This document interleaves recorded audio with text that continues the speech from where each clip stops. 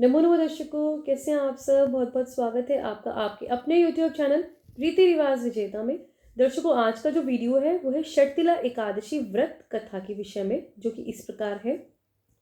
एक समय की बात है, दालभ्य ऋषि पुलस्त्य ऋषि से पूछते हैं कि हे भगवान, मृत्यु लोक में मनुष्य महान पाप करता है, जैसे ब्रह्म हत्या और दूसरे के धन की चोरी और दूसरे की उन्नति को देखकर उनसे ईर्ष्या, तभी भी उन्हें नरक प्राप्त नहीं होता। वह ऐसा कौन सा दान पुण्य करते हैं जिसके प्रभाव से उनके सभी पाप नष्ट हो जाते हैं। यह सुनकर पुलस्त्य ऋषि कहते हैं कि हे महाभाग, आपने संसार के जीवों के भले के लिए बहुत ही अच्छा प्रश्न पूछा है, जिसका भेद ब्रह्मा विष्णु महेश इंद्र भी नहीं जानते। ऐसा गुप्त तत्व मैं आपसे कहता हूँ।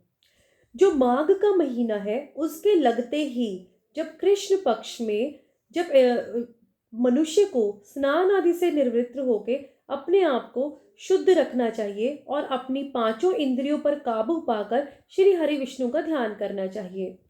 पुलस्त्य नक्षत्र में इसमें मनुष्य को तिल, कपास और गोबर के कंडे बनाने चाहिए और उनसे 108 बार हवन करना चाहिए।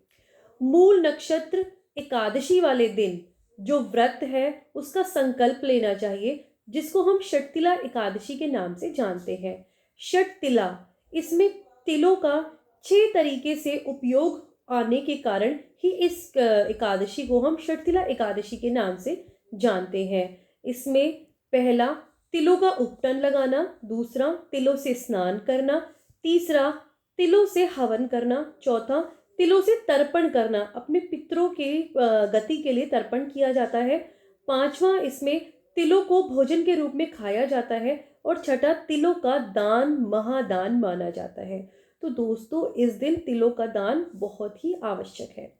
इतनी कथा के बाद में पुलस्त्य ऋषि कहते हैं कि एक बार नारद जी ने भी श्री हरि विष्णु से यही प्रश्न किया था कि हे भगवान, आप मुझे जो षटतिला एकादशी के महत्व के बारे में बताए, जो मैं तुमसे कहता हूँ। नारद बोले, हे भगवान, आप मुझे बताएं कि षटतिला एकादशी वाले दिन का क्या महत्व है और इस दिन क्या दान पुण्य करना चाहिए।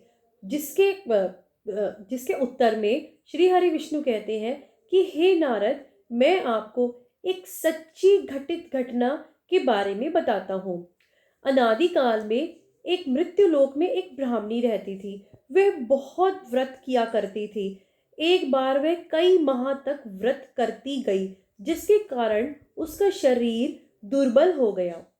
वह व्रत तो इतने करती थी कि जिससे मुझे ये हो गया कि वह विष्णु लोक में, बैकुंठ में उसको अपने जो गति है वह जरूर मिल जाएगी। लेकिन उसने कभी भी अन्न दान नहीं किया, जिसके कारण उसका जो जीवन निर्वाह है वह कठिन होगा। तो यही इसके लिए मैं मृत्यु लोक में भिखारी बनकर गया और मैंने उससे भिक्षा मांगी। तब ब्राह्मणी ने मुझसे पूछा कि महाराज, आप यहाँ क्यों आए हो। तब मैंने उससे कहा कि मुझे भिक्षा चाहिए। तो उसने मेरे भिक्षा पात्र में एक मिट्टी का डेला डाल दिया। वह मिट्टी का डेला लेकर मैं स्वर्ग आ गया। कुछ समय बाद उस ब्राह्मणी ने भी अपने शरीर का परित्याग किया और वह स्वर्ग को प्राप्त हुई।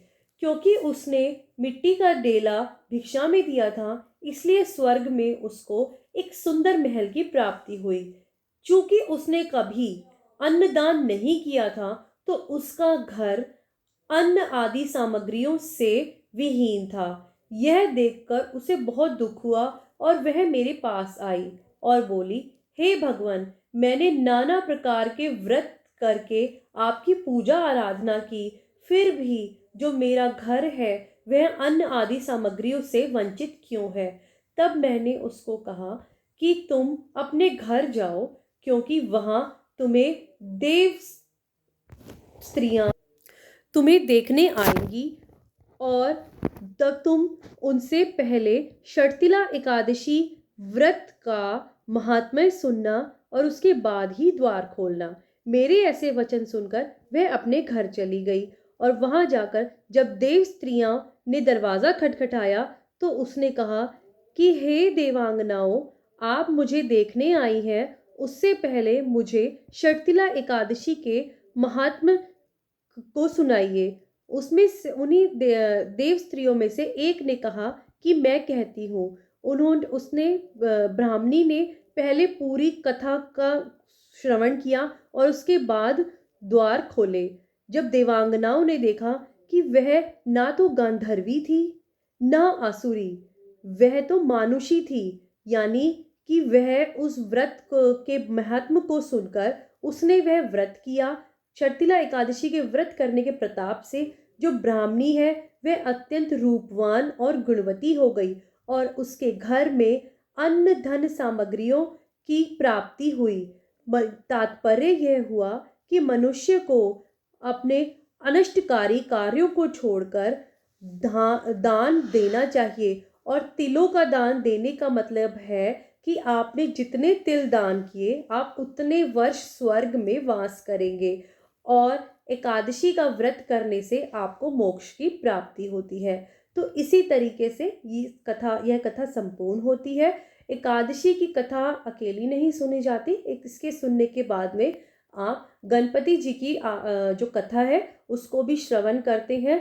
कथा सुनने के पश्चात में आप अपना जो भगवान के सामने भोग रखते हैं, जो मतलब जो भी आपने उनको भोग लगाया है, और फिर वही भोग आप ग्रहण करते हैं। इस दिन जो शर्तिला एकादशी में जब भी आप अपना व्रत खोलते हैं उसमें तिलों का खाना अनिवार्य है और इसी दिन आप तिलों का दान कर सकते हैं।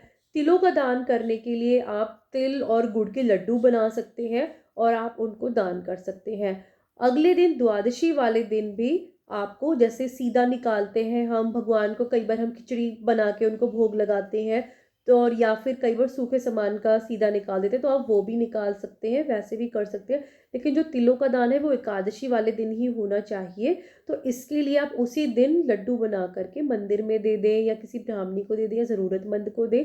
और अगले दिन जब आप सीधा निकालेंगे उसमें भी तिल ज़रूर निकालें या तिल पट्टी भी निकाल सकते हैं। ऐसे ही मेरे वीडियोस को देखते रहिए दोस्तों। अच्छी लगी तो लाइक ज़रूर कीजिएगा जिससे मेरा मनोबल बढ़ता है, और शेयर कीजिएगा ताकि ज़्यादा से ज़्यादा बहू बेटियाँ हमारे साथ जुड़ सकें और हम मेरे चैनल को देख सकें। नमो नमः दोस्तों।